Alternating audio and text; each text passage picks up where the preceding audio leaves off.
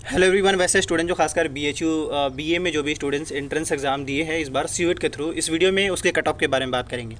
आपको एक बात पहले पता होना चाहिए, बीए और बीए में या बी ऑनर्स में या डिग्री कोर्स कह लीजिए, वहाँ पे दो तरीके के कोर्स है। एक फैकल्टी ऑफ आर्ट्स के नाम से चलता है, दूसरा फैकल्टी ऑफ सोशल साइंस के नाम से चलता है। फैकल्टी ऑफ सोशल साइंस में भी स्टूडेंट का सिलेक्शन होता है और आर्ट्स में भी। जब आप फॉर्म फिल कर रहे होंगे तो वहाँ पे चॉइस पूछा जाता है कि आप जो है फर्स्ट चॉइस पे आर्ट्स रखना चाहते हैं या फिर सोशल साइंस रखना चाहते हैं। तो उस हिसाब से आपको फिर आर्ट्स में भी जो सब्जेक्ट है उसके हिसाब से अलग मेरिट बनते हैं और जो सोशल साइंस है उसमें भी अलग से मेरिट बनते हैं और उसी हिसाब से आपका सिलेक्शन मिलता है। उससे पहले कि हम सिलेक्शन को समझाएं, सबसे पहले ये जानना ज़रूरी है कि वहाँ पे सीट्स कितने हैं। जिससे देख सकते हैं मेन कैंपस में जो है टोटल 765 सीट्स है बीएचयू मेन कैंपस में। यहाँ तक ये जो सीट्स है वो मेल एंड फीमेल का यहाँ पे ओवरऑल दिखाया गया, लेकिन मैं आपको बताना चाह रहा हूँ 33% जो सीट्स है वो फीमेल का फिक्स है, बाकी जो है मेल के लिए। बाकी एमएमबी हो गया जो सिर्फ फीमेल के लिए, वहाँ पे 286 सीट्स है। बाकी ये जो है एमपीजी वीके VCW DAB ये सब जो एफिलाइटेड कॉलेज है, यानी ये पे जो चार जो कॉलेज मैं दिखा रहा हूँ ये सभी एफिलाइटेड है। और इसमें देखा जाए तो ये तीन जो कॉलेज है यहाँ पे, यानी कि VCW VKM और MPGC, ये तीनों जो है इसमें सिर्फ गर्ल्स का सीट्स है। और 300 जो इसमें DAB PGC में जो दिखा रहे हैं इसमें मेल का भी सीट्स है। देखिए ओवरऑल ये कि आपको सीट्स का तो यहाँ पे आइडिया लग गया कि भाई कितने सीट्स है, लेकिन आपको पता है उससे पहले अगर कट ऑफ की बात करें तो इस बार का, जैसे मैं आपको बताना चाह रहा हूँ, आपका जो एग्ज़ाम जो आपने दिया है उसमें आपका जनरल टेस्ट था और लैंग्वेज था। तो उस हिसाब से अगर टोटल जनरल टेस्ट में देखा जाए तो 60 क्वेश्चन सोल्व करना था और लैंग्वेज में जो है टोटल 40 क्वेश्चन, यानी टोटल क्वेश्चन की बात करें तो 100 हो रहा है। यानी 100 में जिस भी स्टूडेंट्स का जितना ही ज़्यादा स्कोर करेंगे, यानी अगर इस हिसाब से देखा जाए तो टोटल जो पेपर हो गया वो अराउंड 500 के आसपास का पेपर हो गया। क्योंकि एक क्वेश्चन अगर सही करते हैं तो आपका मार्क्स बन रहा है 5, तो अगर 100 क्वेश्चन के हिसाब से देखा जाए तो 500 मार्क्स हो गए। 500 के हिसाब से अगर देखा जाए तो जनरल टेस्ट भी अपने हिसाब से सही था, लैंग्वेज भी अपने हिसाब से सही था, बहुत सारे स्टूडेंट के लिए ईजी भी था, बहुत सारे स्टूडेंट के लिए टफ भी था। लेकिन हम इन शॉर्ट में हम आपको एक आइडिया देना चाहेंगे भाई कट ऑफ क्या जा सकते हैं।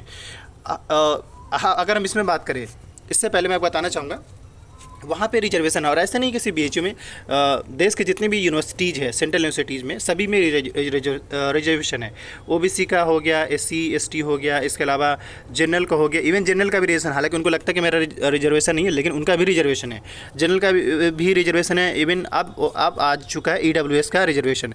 तो ये जो मेन फोकस्ड एरिया है ये इस एरिया में रिजर्वेशन वहाँ पे। बाकी वहाँ पे पेड सीट भी है, और पेड सीट का किस तरीके से तो भी हम बात करेंगे। चलिए अब हम बात करते हैं वहाँ पे कट ऑफ को लेकर।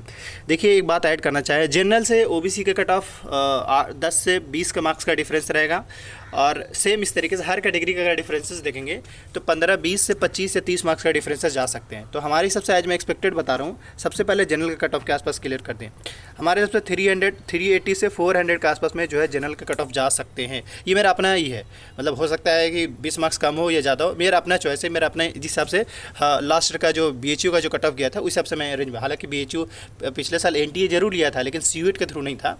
अब नेक्स्ट अगर हम बात करें ओबीसी कैंडिडेट का, तो इनका जो भी जो कट ऑफ है वो 370 के आसपास में, 370 या 360 से लेकर के 380 के आसपास में कट ऑफ रह सकते हैं, जा सकते हैं जनरल का और ओबीसी का। अब हम इसके बाद जो एससी एसटी कैंडिडेट का बताना चाहेंगे तो इनका जो है 340 से लेकर के अराउंड जो है 360 या 370 के आसपास में कट ऑफ जा सकते हैं, ये SC/ST का बताया। वही अगर ईडब्ल्यूएस कैंडिडेट की बात करें तो इनका जो कट ऑफ होगा वो एज ए ओबीसी के बराबर जाता है। अब ओबीसी का मैंने आपको बता दिया था कि इनका जो कट ऑफ है वो अराउंड 360 से लेकर के 380 के बीच में। तो इनका जो है ओबीसी ईडब्ल्यूएस कैंडिडेट जो भी है इनका 3 इसके रेंज में इनका कट ऑफ रह सकते हैं।